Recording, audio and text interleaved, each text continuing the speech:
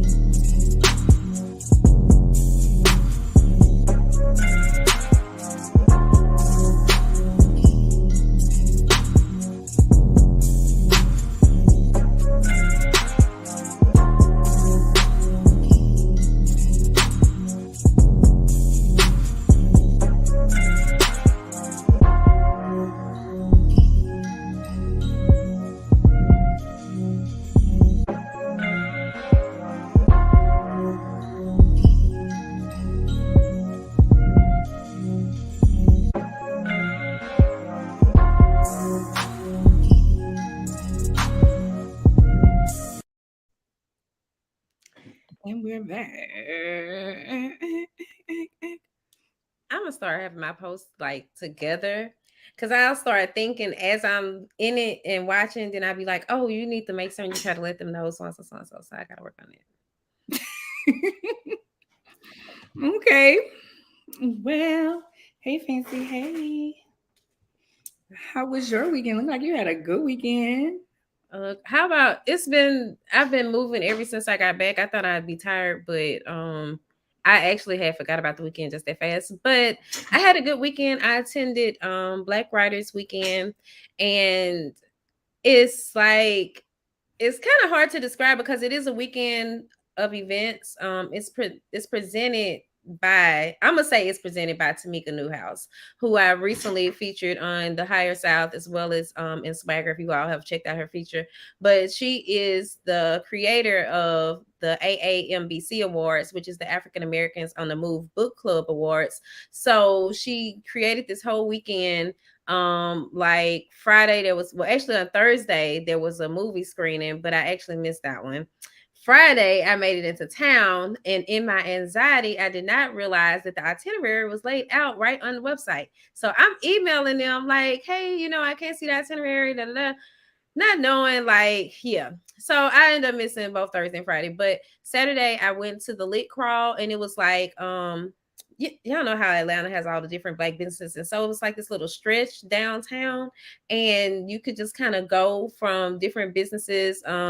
Because they were also doing some type of Saturday first of the month market thing, which was really cool. So it's like one of her panels took place in a barbershop, and it was called His Story, and it was a group of black men, four black men who have podcasts, as well as the creator of, I think it's Afros and podcasts. And so they were just, sharing podcasting tips and just talking about like being black men in podcasting, which was really good. They touched on monetization a little. People were asking about being guests and things like that. And I hope to connect with all of those. All of those guys I have connected with too, but it's still one more that I want to reach out to, because he was saying he was part of like the LinkedIn program, so I was interested in that. But then also Saturday evening there was a mixer at Niao's, and so it was like a rooftop thing, but it just so happened to start raining just as I got, like, as soon as I stepped outside the Airbnb, it was like drops falling, and by the time I made it there, it was raining. So a lot of people had left, and I just stayed and talked to some people because my whole purpose was to make certain that I connected with people while there. So I'm very proud of myself for how I did with that. And then on Sunday they had the award show, and the award show was so good. Like Terry McMillan came because she was being honored, and I feel like the award show though, it doesn't get, because she's been doing this for 14 years, but I think maybe it doesn't get as much attention as it should, because like some of the authors and so on, the categories were good, the authors were good, and then I was kind of disappointed because some of the recipients that actually won the categories, like they didn't show. And I don't know for a fact, but you know how sometimes people just kind of brush things off like, oh, I'm getting this, but I ain't gonna go there. And I think just, I think that she should be more supported. It was really good event. Yeah, Raymond Santana was there. And to is it Tamika Davis? I always forget. No, don't make me say that. She's a part of the Pink Panther clique, and I took a picture with Jamila Davis. You know Jamila? Mm-mm. I think sometimes she works with Tamika. Is it Mallory? Mm-hmm. Yeah, I think sometimes they partner with different things. So she was in prison. She was part of Pink Panther clique, and then she wrote a book. And so it was just, but it was really good. And then I just came on home, but it was a good time. I enjoyed getting dressed up and just meeting new people. But you know what I said? I think it's kind of weird whenever I go places. Especially like this event was one of those things when you go someplace and you have the intention of meeting and connecting with other people, that the women be more standoffish. I don't think you probably had that problem, but I know I do have that problem. Like, Why you feel like I don't have that problem? because it seems like people always gravitate to you. But for me, it's like, and I be trying to be friendly, be open, and it's just like, I don't know. But it's the men that will come and talk to me, and I don't know, oh, I'm trying to holler type of stuff, but just men come over and we end up holding a conversation. Like I ended up meeting this guy from Haiti, and we were about together most of the night for the award show, just talking, and he was so impressed by the awards too. And he was just like, more people need to be here. So it's just weird though how that is, because everybody be posting in these posts about sitting at the table and this and that, and then you have these opportunities to connect with other women, and it's like people stick to who they know, and I get it, but I don't get it. First of all, I didn't know about it. So next time, let me know, girl. I mentioned it in I've mentioned it in the contributors group at one point, but I didn't know I was going like until the week before last. So I made all my decisions very last minute. My bad. There's a thing I want to go to is Black rights, Black women rights, something. Yeah, I remember you told me about that. I want to go there. So, so on to what you had just said. People want to sit at the table. People want to sit at the table, but they don't know how to get to the table and sit. And women can be very cliquish, but a lot of women are scared to build with other women. So they stick to who they know. Now, here's the thing. A little something about me that y'all might not know. I'm very standoffish. I've learned that. I'm very standoffish if I'm by myself. I'm not talking to nobody. I'm going to stand in a cut by myself. Now, if I have somebody with me, I'll go and mingle and do different things. But and I realized that I'm taking this class, this production class, and she said we had a good conversation last week. She told me that I was very analytical and creative, and she said that is so good, especially for this business. And she was like, but when we first met, you came off very standoffish. But my thought was this: when I was talking to her, she always just kept saying, well, I have all these years in the business. Just teach me what you're going to teach me. I don't need to keep hearing about how long you've been in this business. And that's how I am. And a lot of people, they know what you do or they see you. So they feel like that's just like dating a man. A lot of times they got to tell you what all they have. And I just experienced this with this other guy. I got houses, I got business, I got this. Okay, I didn't ask you all that. I'm trying to see if this can even work. And a lot of women are like that. I don't want to say intimidated, but they feel like I got to tell you what all I have and I've accomplished in order for me to let you know that I'm supposed to be here. I ain't trying, listen, if I ain't got to prove to nobody that I'm supposed to be here, I'm supposed to be here. Just know that I'm supposed to be here, that I'm here. Well, for me, it's like I paid to be here oftentimes. Yes. And I'm just saying, that's just, a thought, but I get what you're saying. So I will have to take that into consideration. I'm not the type of person that'll approach someone, but I don't think I'd be seeming standoffish. I don't know. I will also start checking to make certain I'm smiling though.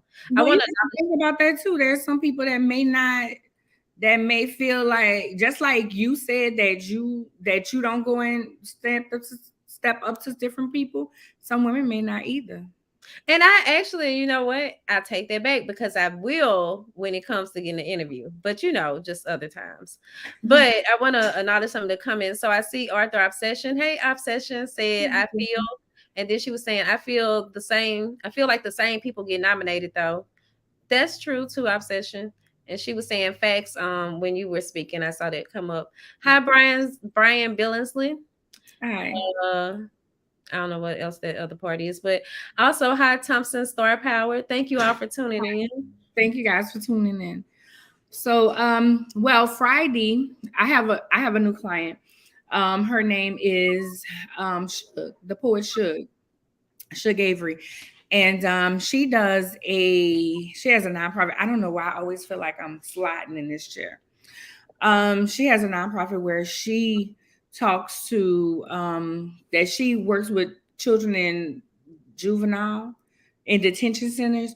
Well, they are on probation, and a part of their probation is they take her poetry class. So we drove down to College Station. I did a video. I posted on the page.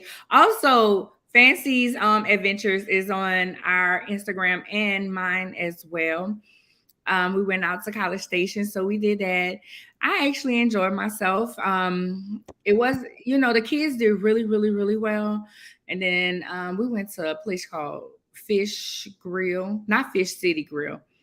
I think I don't know, it's on the video, but their food was really, really, really good. And then the next day we spent a lot of time in T-Mobile, but we was girl, because she was trying to figure out get her phone, and T-Mobile was having a problem with transfer. It was just crazy. Oh. But we were in there acting up, and I actually met a young lady that I was like, come be a part of my management team. With managing different artists, because that's what I want to get into, managing artists, managing talent. And she could be one of my people. So that happened. Something I just kind of was real low. We went out Saturday night, enjoyed our lives. I very rarely go out. So it was really cute. Today's my daddy's birthday. So I didn't know that. Yeah, I went back to work yesterday from my grandmother service, from being out for my grandmother's service. And then today is my father's birthday. My friends have been loving on me. One of my girlfriends, shout out to her, Siobhan. She door dashed me some lunch. So I had to worry about lunch. And Autumn. So I'm made up today because our makeup artist Autumn hit me up, and she just was like, she needs to get some new shots, some promo shots. So I was like, okay. I've been looking at your makeup this whole time, like, and your makeup looks so damn good. I didn't do it. You did that. Let me tell you, and this is what she kept saying. She said, "Oh, sis, I need to get you a date. You need a date." Ooh, so I'm like, hush. And as she was doing my makeup and stuff, she was like, "Your skin is so good." I was like, "Well, you're not going to the esthetician." She said, "Yeah, but your skin's always been good." I was like, "Yeah," and I go to the esthetician because I've gotten older and I want to keep things in line. And so we did that. I did a little mini commercial for. I did a TikTok, because y'all know that's my thing now. I'm doing TikToks everywhere, every time I'm going somewhere. A video, okay, so it could be a reel. Yep, I sure am. Yeah. So that was that. And that shout out to Autumn, iGlam Nation, www.iglamnation.com. On the beat. I told her today, because I was like, I can wear it on the podcast. Ain't gotta worry about doing my makeup. So that was her. Of course, she asked about you and was like, it's fancy, yada yada yada yada yada. I'm such you already follow me on TikTok, girl. Oh, I'm sorry. So, moving on. This caught my attention segment. Hey. All right, so I'm just scrolling through Instagram, Facebook, all of that. And I run across Irv Gotti yapping, y'all. He yapping. So he's talking about his relationship with Ashanti, how he found out that Shine was dating Nelly. So yeah, I know I had to go listen to the whole interview. First of all, Drink Champs is a very good podcast. I was like, oh, I'm about to watch this more. Um, but he talked about how he kept talking about how she won her masters and how he didn't mess over her in the beginning. You know, she's getting all this money and now she want to take the only thing that is his, which is the masters, but he's about to sell the masters anyway, so she's not going to get that. And now she wants the instrumentals. She asked for the instrumentals and he was like, no. So, but Ja Rule was there and he kept calling her a B. And it seems like he was so upset about the fact that Ashanti wanted her masters, this and that. He was like a guy who was still upset about a relationship. I didn't like the fact that he told her business. If Shine's never talked about their relationship or anything, but he really got into the nitty gritty of it all, like even down to the song Happy.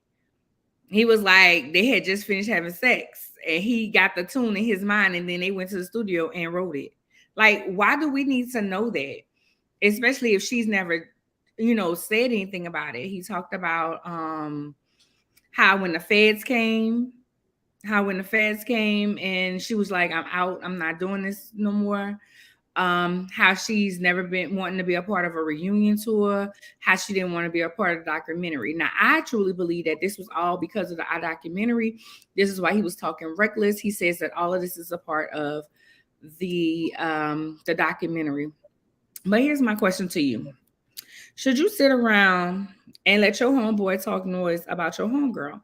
Because we all know that Sean is, so that's the TNT question of the night. So y'all put y'all comments in the thing. Everybody knows how Ja and Sean is like this and Ashanti is like this. Should Irv Gotti should he have stopped Irv?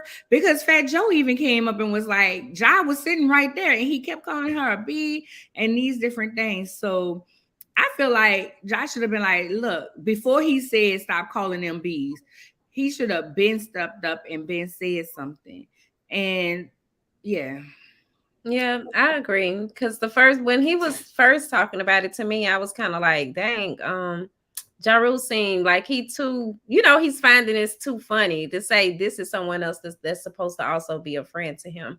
So I would be, I'd be done with both of them. But maybe she already knew. I didn't really at one point, like I didn't totally know all that about the masters and stuff. And at one point it seemed like Ja Rule was saying he doesn't have anything to do with something. So I was like, that kind of confused me, but I said I was going to look further into it. I didn't, but my whole thing was maybe that's why she's not interested in doing anything with them, because she know how he is as well. So maybe she just puts on the show with him when it's, time to do that.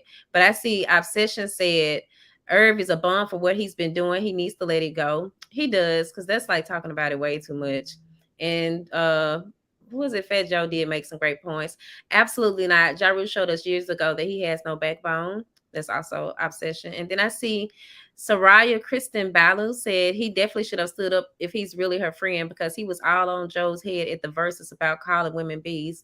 Wow. Okay. So I didn't see the verses, but I get what y'all saying. I watched the verses and yes, he was all on his head. And he kept at it. He kept calling them bees.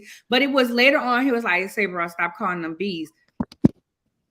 Again, I'm sitting there like, this is supposed to be your sister. Like, you rocks with her like that's your sister. After the verses, you, Joe, and Shine got on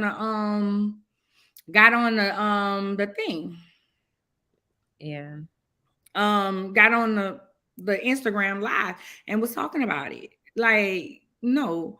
But yeah, the masters. So what he said about the masters is, did you hear that part? Well, I heard him say like he was about to sign some type of deal or something.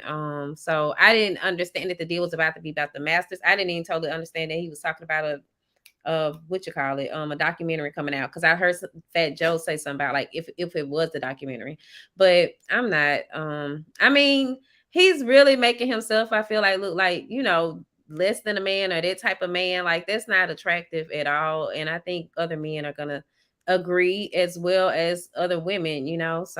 So Correct. If you would like to see, because it's 3 hours and something, if you would like to see the part where he's talking about Ashanti really much, it's 51 minutes in to the conversation, and he keep like it seemed like he just keep bringing her back up, and it was just yeah.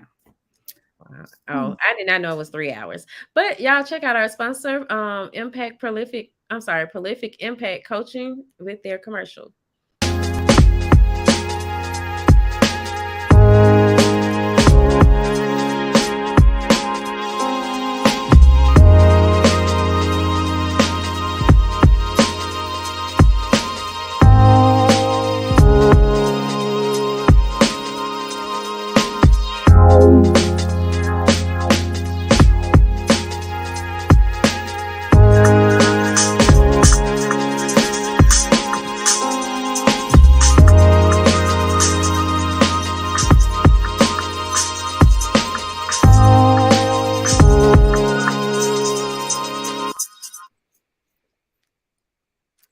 All right, welcome back, you guys, and we have our guest, Miss Wendy Robinson.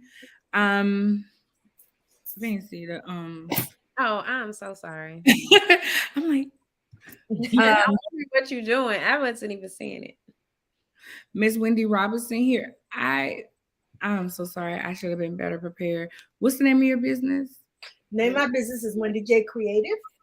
And Wendy J Creatives. Wendy J I'm sorry, Creative. I usually have that right here. Miss Wendy Robinson of Wendy J Creatives. Welcome to Theories and Thoughts podcast. Thank you. Thank you for inviting me. Thank you. Of course, of course. Why don't you tell our audience a little bit about yourself? Well, I am a longtime entrepreneur. Started off years ago as a wedding planner. I had a wedding planning business back in Phoenix.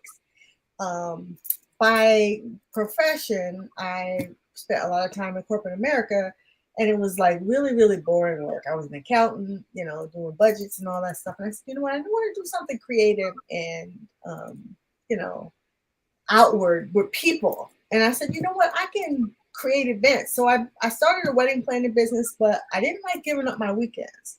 I did that for about 2 or 3 years straight.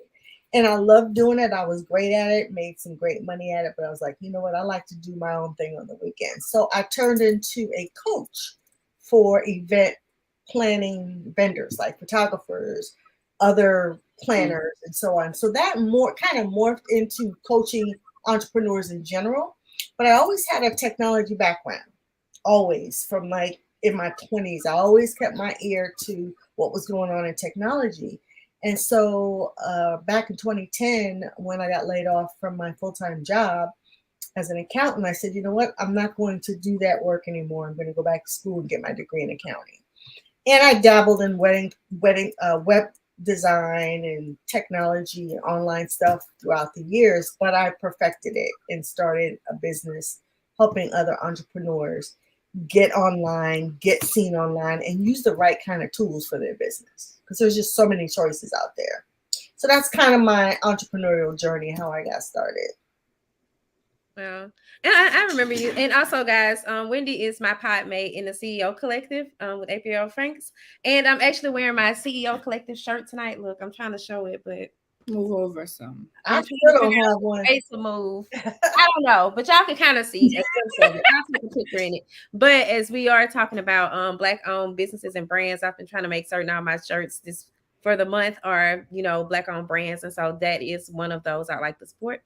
So I'm so happy to have you, Wendy, because I know that you have a wealth of knowledge about websites and just tech for one, but I think that oftentimes, just for me personally, because I'm always looking at people's sites when I'm trying to, figure out if I'm going to interview them or not, or whatever the case may be. And I realized, like, I see some of the craziest stuff, like, to me, I think, and this is me personally, but I don't think you should have like websites with red fonts, just like all red fonts, things like that just kind of stand out. But I wanted to know, just like, what was it that, how did you get to that next level? Like, you mentioned that you dabbled into websites initially, but how did you get to that second stage where, like, okay, I'm a master at this, I know what I'm doing, I'm securing it? Like, what was your mindset with that? Well, it was the wedding planning business. Back when I started it, websites and blogs were just coming online. Like, the internet was brand new and everybody was, finding their place online. And I lived in Phoenix and I was trying to compete with the high-end wedding planners. I wasn't going to start at the bottom. I'm like, look, if I'm going to do this, I need to make some money, right? But my problem was, they had money to pay a web designer to build their website, and I didn't. So after work at night, I would go home and teach myself WordPress and teach myself what makes a website look good. What is it used for? Why am I spending all this time figuring out this technology for an online brochure, as they say? How is it supposed to help my business? And so I learned about the technology behind a website and how to put it together, but I also learned how to use it as a marketing tool. So that just made me want to learn more about this whole online space and how people are using it. And then, you guys see technology changes quickly all the time. Things are coming left and right at you. And because of that, a lot of entrepreneurs don't understand how they need to make the decisions on what to use. They hear this person use this technology and they say, oh, well, maybe that'll work for me. Instead of really looking at their business and what their process is and saying, okay, what makes sense for what I need? And so that's kind of something that makes me stand out. I work with people that need, I make sure they understand that before they spend a whole lot of money on technology. So it was basically born out of a need that I wanted to look good online, and I didn't have the money to pay somebody to do it. Plus I wanted to control it myself. So I taught myself how to use it. And then I went back to school and, learned the real deep stuff about it. And now I just keep up with it. I just educate myself and make sure I keep up with the technology. Yeah, I feel you. And because I'm a WordPress user too. I love WordPress. So I've been teaching myself. Well, someone else started out teaching me initially to help me with my website. And then I just took it over from there. Because again, like you said, I couldn't afford to have her maintain it. And it's been about 10 years now that I've been using it. So I think I'm pretty good at it, but I realize there's still always so much more, from the plugins and the different stuff. So it has really, back when I first started, it was just a blogging platform, and to use WordPress, you really had to be like a programmer, right? Oh. So, but over the years, they have made it much more user friendly for the average user. Like, you don't have to know code now to use it. Yeah. And there are even things that you can add onto your site that really turn it into a drag and drop environment, just like all the other tools that are coming online, like Canva and Kajabi and Squarespace. All of those are tools made for the average user. Well, WordPress has things that you can use with their platform that give you so much control and so much power. So I always tell people, look, you got to learn how to use something, right? You got to teach yourself how to use something. So you might as well use something that's going to cost you a lot less money and give you more control. So that's why I like using it. You sound like me. So a year ago, I decided to branch off and make my website, and Fancy had to help me because I was like, Fancy, I don't know what I'm doing. And I do WordPress, and I actually updated it the day before yesterday. Yesterday, I meant to say that yesterday was 10 years for my business. And Congratulations. Yeah. yes, and I was like, I didn't realize it when I just knew that it needed a makeover. I was like, I need to change because I had so many pictures of myself, and my website wasn't about my modeling. It was for my consulting business. So I was like, okay, I need to change this around. Let me make it more consulting. And it had been on me. And I just decided Sunday night to start working on my website at night. It's not that hard. It really isn't. Well, for me, here's the thing. I don't want to learn it. I'd rather pay somebody to put it together and I maintain it. I don't want to have to figure it out. Right. And I'm that user. I'm a creative to an extent. I don't know if you heard me. This lady I'm taking a class from on production, she was like, "You're analytic, but you're creative as well." And I'm like, yeah. And I'm very creative to an extent. I don't want to fool with all that. But I want my website to look a certain way. So my question to you is, what's one of the major things? Because I know for me, it was not getting the right template and putting up a bunch of pictures of myself. Like when you went, you just seen a bunch of pictures of me. So what is one of the things that you find, like looking at different people's websites, is like one of the worst things that you can do, or not a good idea? Okay, so I created a framework called Behind the Site That Sells. That's how I teach people that come to work with me. And site, SITE, is the first letter. Obviously, it spells out all of the different pillars that I use to teach people what they need before, not after they build their website. Because here's the thing. If you go through my framework, you're going to see that every decision you make throughout the framework is going to help you make the decision on what technology you use. Okay. You may come to me and I go through your business model and we talk about your life and how you want to run your business and what you do and everything like that, or where you are, what stage you're in. And I may say to you, you ain't ready for a website. You need a web presence, but it doesn't have to be a website. You need something simple to get your list going. You need a so SITE stands for strategy, information, technology, and engagement. Those 4 pillars are what I take people through before we even build the website. And each of those pillars, for instance, strategy, we have to talk about your business model, what it is, what are you selling, who are you selling it to, what's your promise, and why should they work with you? Right? The information is, what information do you need to gather, and what content do you need to create in order to convince those people that you are their solution? So some of that information is your brand story, right? You want to share your brand story. Some more information is maybe the gap, what it is between your solution and what the person knows. Well, there are certain things that person has to know before you can work with them. Like, I don't want to work with somebody if they don't even know what they're offering or what they're selling or what they're going to call themselves. They need some information. They need some education before you go to the website. And then the third bucket of information is really, how are you going to solve their problem? All the different ways you can share value with them to make them buy your offers. And then the T stands for technology. Obviously, it's all the different tools you're going to use and the systems you're going to use. And then the E is engagement. How are you going to use all of your strategy, your information, and the technology to pull people to you? Are you going to use social media? Are you going to be a blogger? Are you going to do a podcast? All the different ways you can engage with people.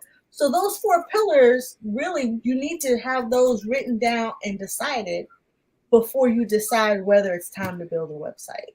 Because then you can build a website that helps you facilitate those things. See what I'm saying? Not everybody's going to be a blogger, so they don't need a blog. And maybe they don't need a WordPress website because they're an independent professional and there's somebody who wants to sell product, right? So maybe they need a Shopify, Right.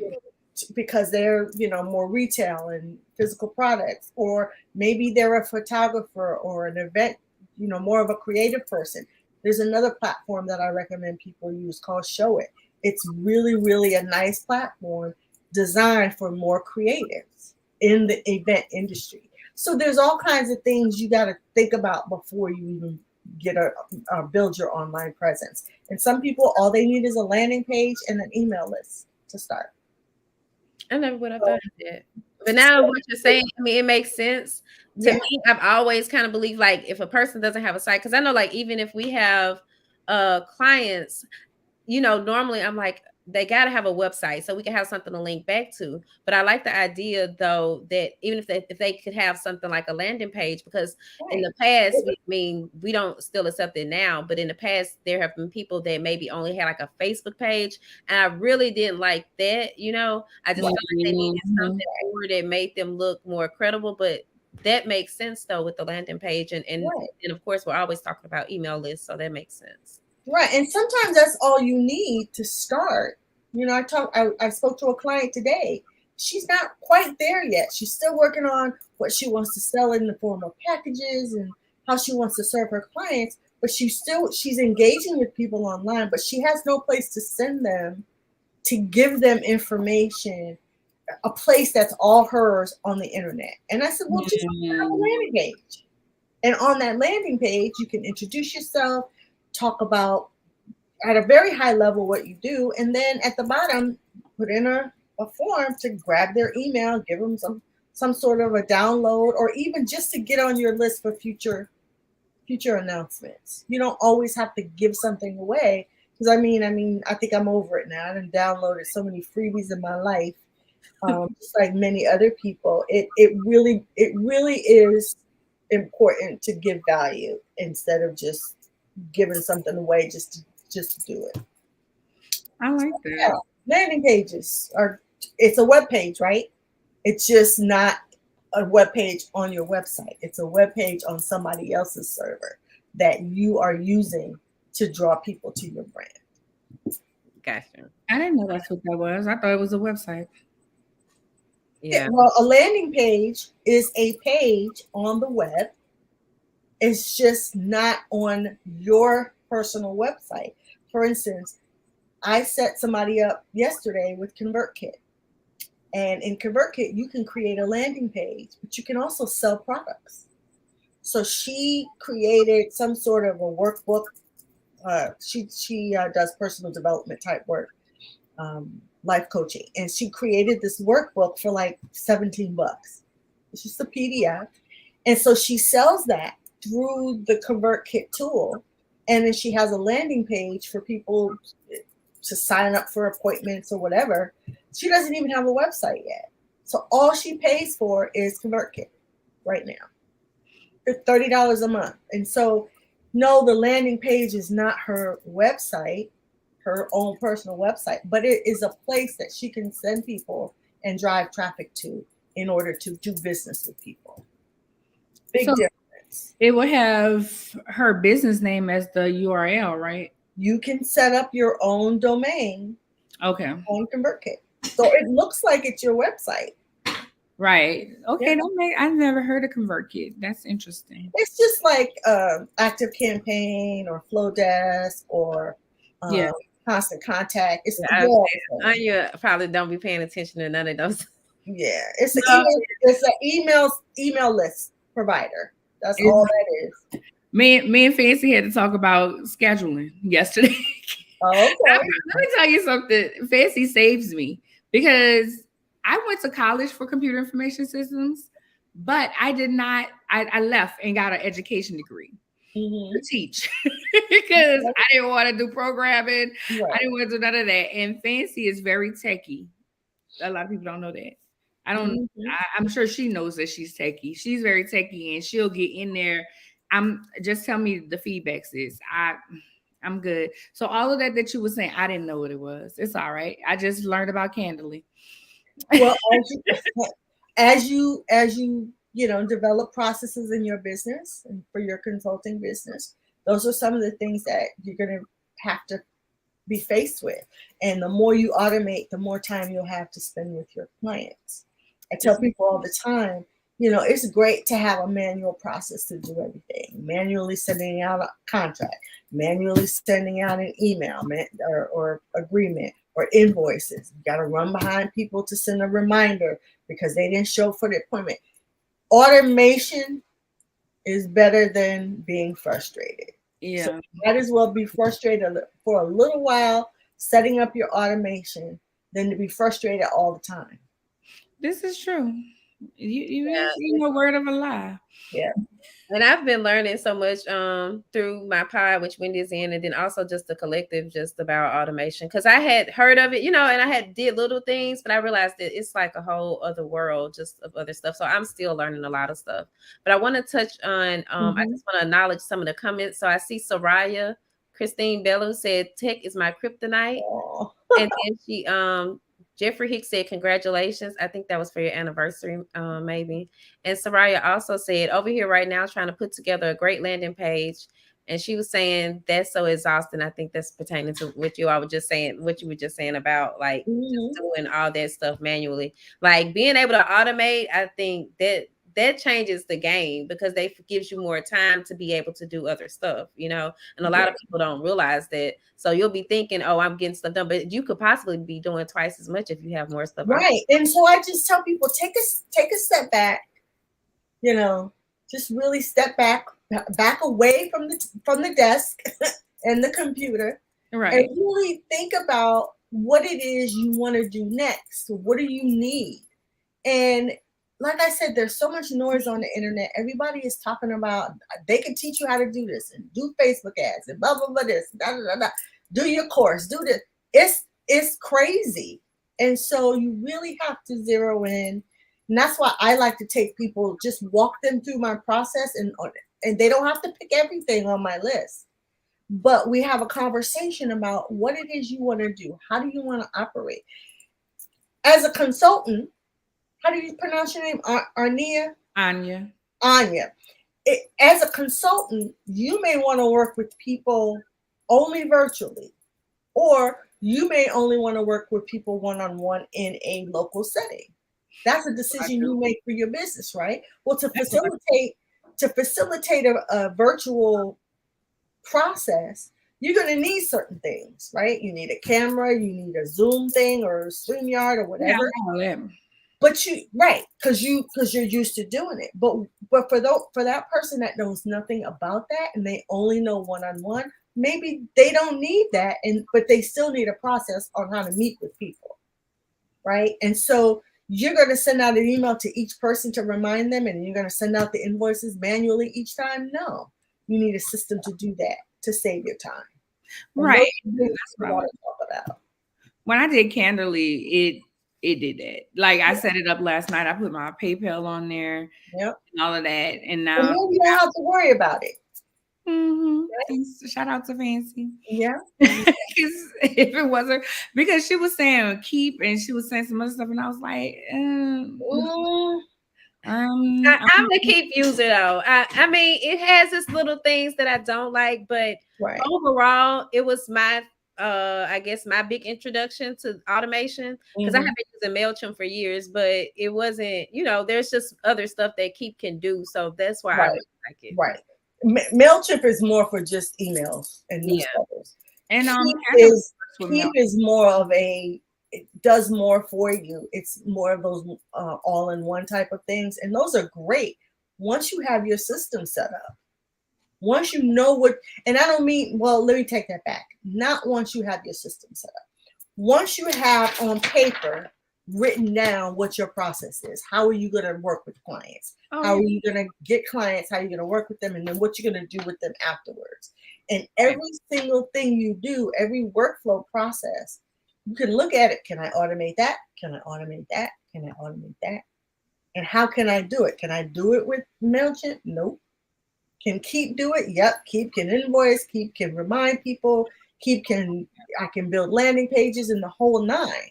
So for you, Fancy, Keep is great, But for somebody who's just starting out, ConvertKit or MailChimp might be perfect for them.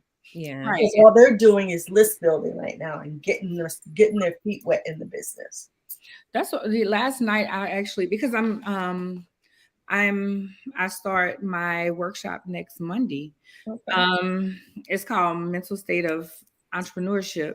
And when she told me, I was like, oh, this will help somebody in their mental space. So I then started doing research and pulled up it looks like about 6 or 7 different scheduling apps. So now I just need to get in there. And maybe that's something that I have them do on Monday. Like, see which one will work best for your business, if that. So Well, Calendly is great. I love using it, and I usually recommend that to a lot of my coaches and consultants when they're starting out because And it's it's so like easy to use. well, It that's really why I is. went with it, because it's black owned. I ain't gonna lie. Yeah, that's why I do it. That's why I recommend it too. I was like, oh, it's black owned. When you told me it was black owned, I ignored everything else. It was like, oh, Kennedy is what I'm gonna do. I'm Yeah. just gonna do that one. Well, Okay. one thing I wanted to ask about, Wendy, because I did see it in your bio when I was looking it over, that you mentioned that like the tech industry is a male dominated industry. But I'm kind of curious because now it's like, and I don't know, maybe it's because I pay more attention to women who are doing things. Do you still feel that it's a male dominated industry now in 2022? Or do you think it's kind of progressed or Oh something? no, it's progressed. Okay. It's progressed. So let me give you a visual of what life was like back in 1986. No, yeah, 86, 87. Back then, all the males. It was a very male dominant. All the guys did it, but because that don't bother me, and I'm gonna do what I want to do. I was always in their face, always trying to figure out what they were trying to do. So I was never intimidated by it. I'm like, if they could do it, I could do it too. I was better in math than most of the males in my class, so I know I could do this. But today, there's so many organizations and so many programs to bring our girls and our young ladies up and to teach them, especially since, in the last 10, 20 years, the internet wasn't even around back then, right? So late 1990s, the internet comes on the scene. And so all the kids that are coming up now, that's all they know. They don't know the world that was around before the internet was here. And so technology is really adapting to the growth of our kids and how fast they're learning things. So now the girls are, I don't know if they're outshining the guys, but they're giving them a run for their money. Trust me. Definitely. See, in 1999, me going to DeVry, I was in there with a lot of white men. And I just was like, I don't want to do this. This isn't fun. This isn't. And then, you want to raise your hand, you want to ask stuff. If I'd have stuck with it, I'd have did good. But I just wasn't that person at 18, 19 that wanted to sit here and I feel invisible because my teacher was a white man and almost everybody in the class was white. I was good in math. Don't get me wrong. I graduated high school with 6 maths. So math wasn't the issue. So I can attest to that. Like, now I see women in computer information systems. I see women in tech, STEM, all of that. And yeah. The first school I went to, every single classmate I had was male. There were no other women.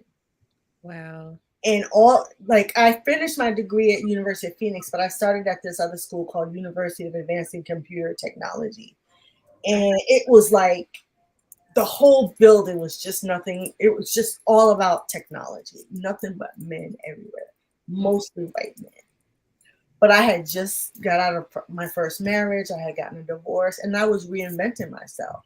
So I'm like, you know what? I'm going into the lion's den. I'm going to show these men just what I could do. And I busted my butt, and I showed them.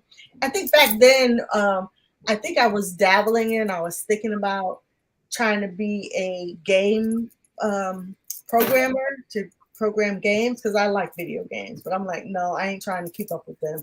They crazy. I'm not going to do that. I'm going to be the first Black network engineer at my company.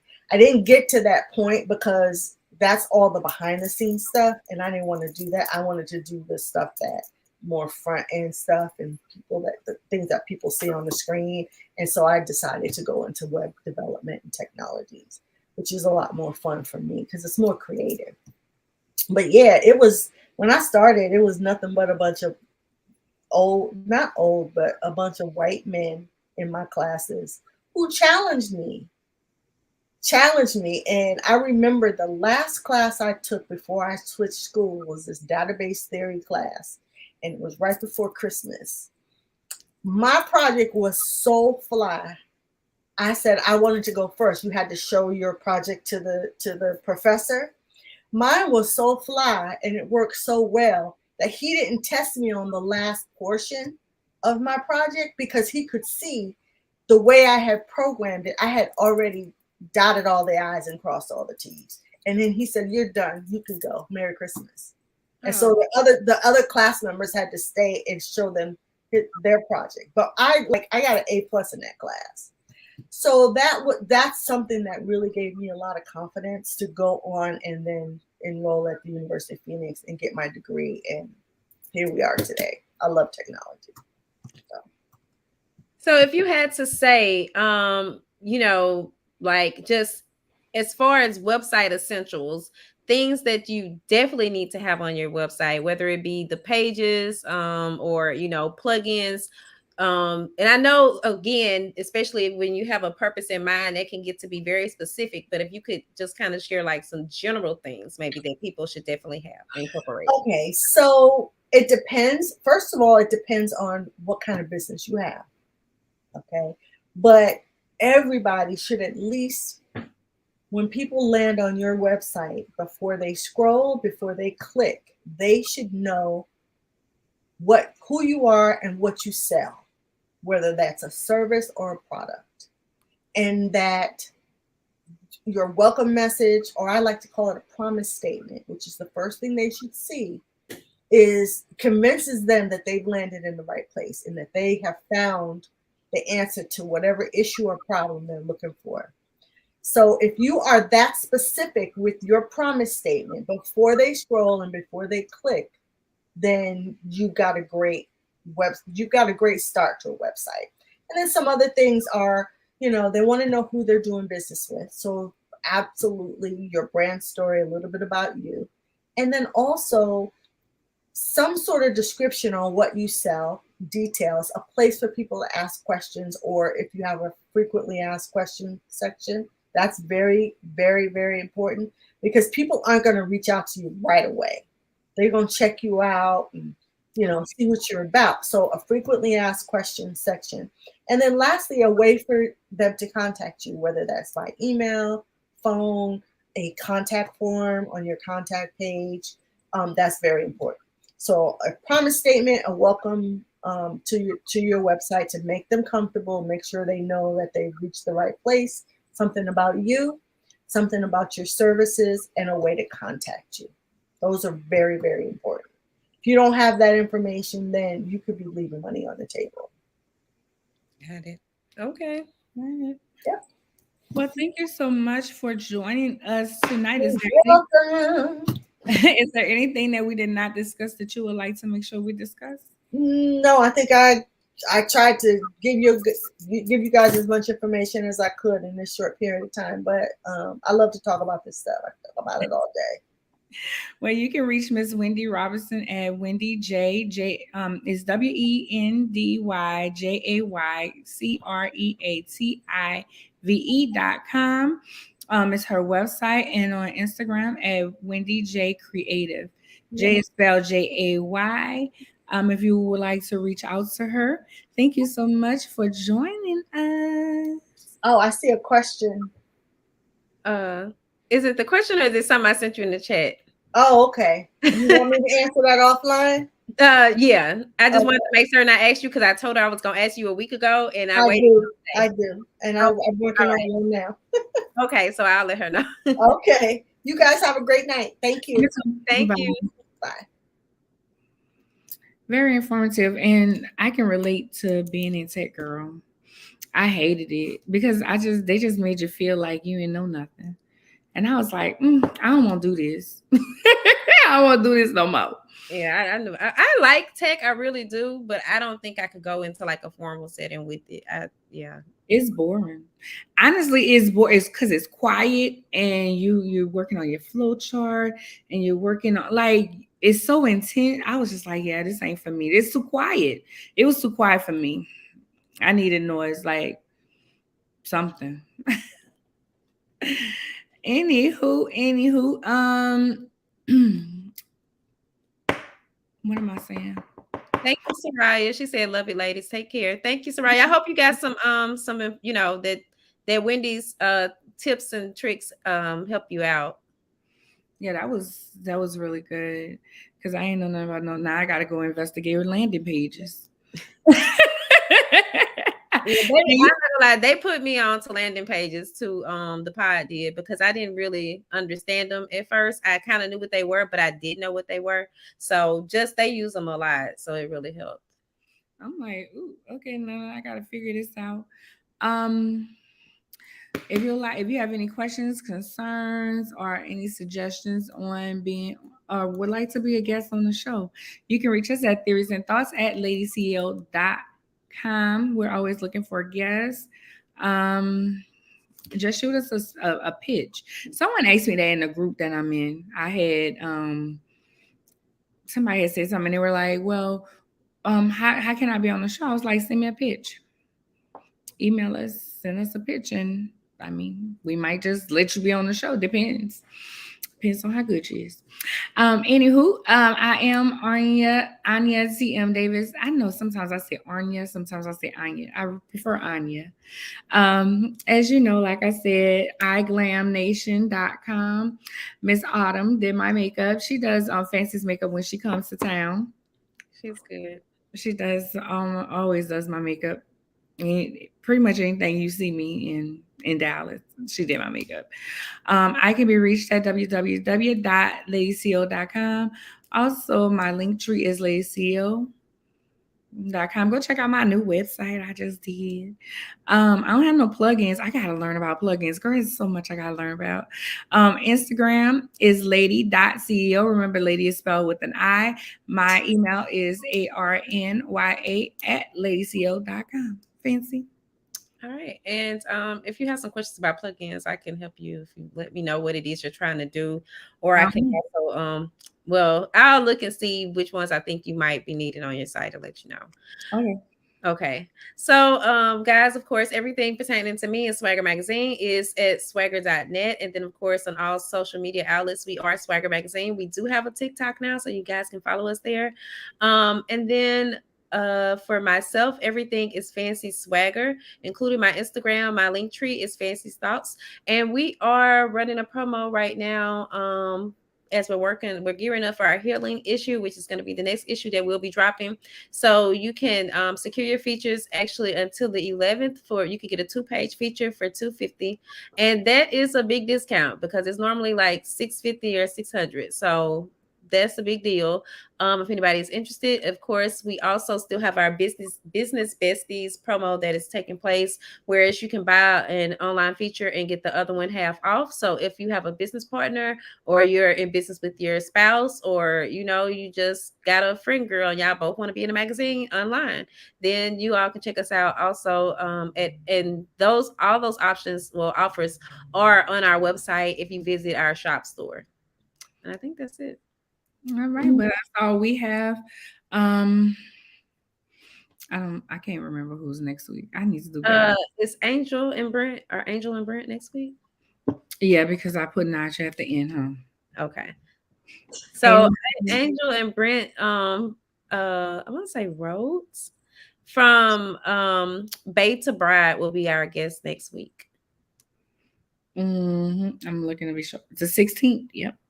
Okay. That's what we're here next week. We'll see y'all later. Bye.